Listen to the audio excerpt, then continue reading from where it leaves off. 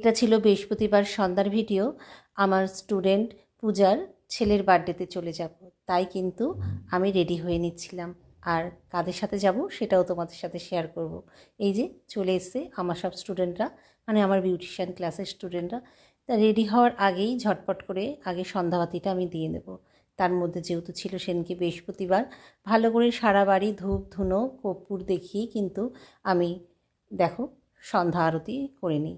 ভালোভাবে বাইরেটা তুলসী তলায় ভালো করে আমি কিন্তু আজকে কর্পূর দিয়ে আরতি করে নিচ্ছিলাম। আর যেহেতু টাইম দেওয়া আছে সবাইকে 7:30টার মধ্যে আসতে হবে আমার বাড়িতে, তাই কিন্তু ঝটপট করে সন্ধ্যা দিয়ে চা করতে চলে গেলাম রান্নাঘরে। যদিও আমি সন্ধ্যাবেলায় চা খাই না, আমার চায়ের নেশা নেই, সে চাটা করে নিচ্ছিলাম আমার শাশুড়ি মায়ের জন্য। কোথায় যাওয়ার আগে কিন্তু এই কাজগুলো আমি করে নিই ঝটপট করে। তারপরে দেখো অতিরিক্ত গরম বলে সবাই বলেছিল শাড়ি পরবো না, সবাই যে যার মতন ড্রেস পরে নেবে। তাই আমি আজকে একটা চুজ করেছিলাম আমার ড্রেস ওয়ান পিস। এটা কিন্তু ভীষণ কমফোর্টেবল, গরমে খুব পরে আরাম, তোমাদেরকে কি বলবো। আর তোমরা জানিও আমাকে এই ওয়ান পিসটা পরে কেমন লাগছে। এটা যদিও আমি অনেকবার পরেছি, তোমরা হয়তো দেখে থাকবে। আর ওদিকে দেখো আজকে বিশেষ কিছু মেকআপ করবো না, যেহেতু অত্যাধিক গরম। জাস্ট মুখটা পরিষ্কার করে নিয়ে একটা ক্রাইলনের ট্রান্সলেশন পাউডারটা আমি এরম করে সারা মুখে পাফ করে নেব। আর সত্যি কথা বলতে আমার বেশি মেকআপ করতে ভালো লাগে না, আমি একটু কাজল আর লিপস্টিকটা পরতে বরাবর ভালোবাসি। আর এই কাজল পরা নিয়ে কিন্তু বিয়ের আগে প্রচুর বকা খেতাম মায়ের কাছে।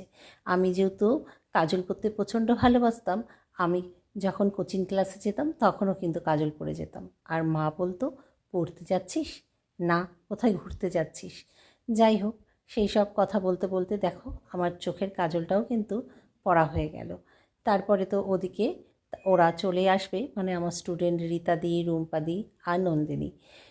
এই ফাঁকে ওরা কিন্তু চলেও আসলো আর আমি রেডি হয়ে নিয়েছি। তোমরা দেখে জানিও আজকে আমাকে এই ওয়ান পিসটা পরে কেমন লাগছে। আর ওদিকে রীতাদিকে বললাম একটু ভিডিও করে দাও, আমি আজকে আমার ফুল যে ওয়ান পিসের একটু ভিডিওটা সবার সাথে শেয়ার করি। তাই রীতাদি তখন আমার ভিডিওটা তুলে দিল। আর এরপরে তো চলে যাব, তখন প্রায় বাজে 8টা। তখনও অনেকে দু একজন আসার কথা, এসে উপস্থিত হয়নি। তাই আমরা এই কয়জন মিলেই চলে যাব পূজার বাড়ির উদ্দেশ্যে। ওরা বলল পরে আসবে। দেখো আমরা রওনা দিয়ে দিলাম। যেহেতু বাড়ির থেকে 10 থেকে 15 মিনিট হাঁটা পথ, তাই কিন্তু আমরা তিনজনে হেঁটে হেঁটেই গল্প করতে করতে পৌঁছে গেলাম পূজার বাড়িতে। বলতে বলতে পূজার বাড়ির একদম দোরগোড়ে চলেও এসেছি। আর বেশ সুন্দরভাবে কিন্তু বেলুন দিয়ে সাজিয়ে নিয়েছিল। তখনও গিয়ে দেখি পূজা রেডি হতে পারেনি, যেহেতু আমরা একটু বেশি তাড়াতাড়ি পৌঁছে গিয়েছিলাম।